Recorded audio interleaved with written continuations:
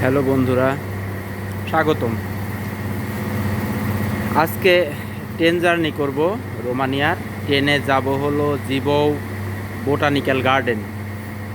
কিন্তু দেখছেন স্টেশনে একেবারেই ফাঁকা, প্রতিদিনের মতোই। আমি এসেছিলাম এর আগেও, স্টেশনে যাত্রী খুবই কম, কিন্তু ট্রেন শিডিউল মতোই চলাচল করে, একদম জাস্ট টাইম।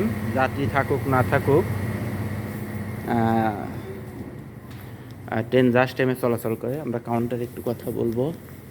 টিকিট অলরেডি নিয়েছি। টিকিট মূল্য হলো পাত্র লেই, অর্থাৎ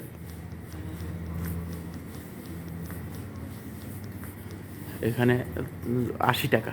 20 কিলো যেতে 80 টাকা ভাড়া বাংলা টাকায়। এখানে আমি যখন আবার ফিরবো হলো ফিরার ট্রেন 14টা 23, 14টা 27, অর্থাৎ 2টা 27-এ আছে, রাত 10টায় আছে। এটা হল স্টেশন। ট্রেনে যেহেতু সময় আছে, তো সেই হিসাবে একটু স্টেশনটাও ঘুরি।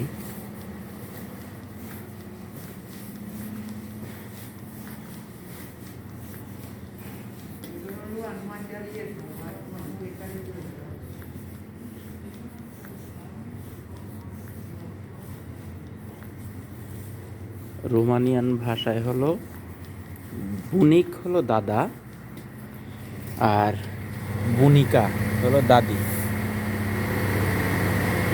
ট্রেন আমরা বলি, এরা ট্রেনকে বলে ট্রেনুল। পুরা স্টেশনই ফাঁকা, এটা বলে ট্রেনুল। ট্রেনুল অর্থাৎ ট্রেনের সাথে ইউএল যুক্ত করে ট্রেনুল মানে হলো দা ট্রেন। অর্থাৎ ট্রেনটাকে যখন টি হিসাবে প্রকাশ করে তখন ট্রেনুল হিসেবে বলে। পুরা ট্রেনটাও ফাঁকা, হয়তো 3-4 জন যাত্রী নিয়ে চলাচল করে।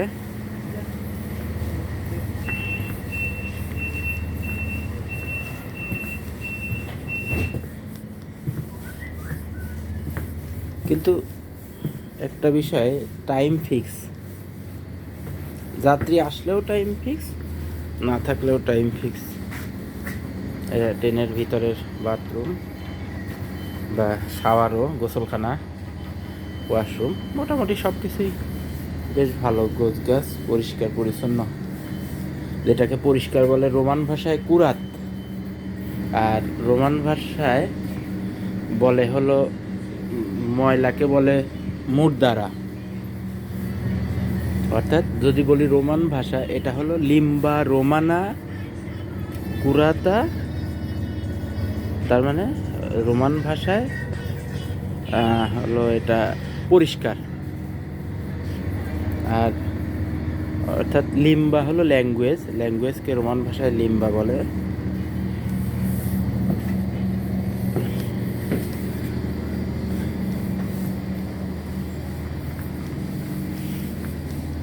আর রোমানা ভাষা, রোমানকে বলে রোমানা, লিম্বা রোমানা।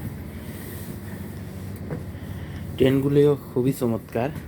এগুলো কিন্তু লোকাল ট্রেন, অর্থাৎ আপনার কাছাকাছি চলাচল করে, এদের নিজস্ব রাজ্যের মধ্যে চলাচল করে লোকাল ট্রেন। যেগুলো হলো আপনার ইন্টারসিটি ট্রেন, সেগুলো তো আরও ভালো, আরও অনেক উন্নত। এর আগে আমি যখন থাইল্যান্ডে ভ্রমণ করেছিলাম, থাইল্যান্ডের ইন্টারসিটি ট্রেন দেখিয়েছি, এটা অনেক ভালো।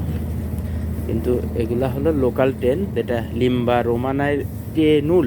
সালুত।